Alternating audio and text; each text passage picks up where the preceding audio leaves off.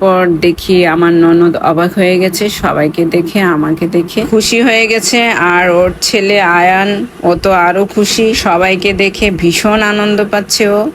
এই তো ভিতর সাইডটা, এটা পুরাটা একটা এরিয়া নিয়ে খুবই বড় একটা বাসা, প্রায় 6-7টা বেডই আছে এখানে। বাইরের সাইডটাও, ভিতরে দেখেন অনেক বড় একটা বাগান। আর বাগানের এই যে এই ফুল গাছটা কি দেখতে পাচ্ছেন, এই ফুল গাছটা ওর শ্বশুর লাগিয়েছিল। এটা কি ফুল কেউ বলতে পারছে না, আমিও জানি না। আপনাদের যদি কারো জানা থাকে এই ফুল গাছটার নাম কি, তাহলে একটু জানাবেন কমেন্ট করে। তো বাচ্চারা সবাই ছাদে গিয়েছিল, আর এখানে অনেক বড় একটা গোলাপ গাছও ছিল, এটাও আপনাদের সাথে শেয়ার করছি।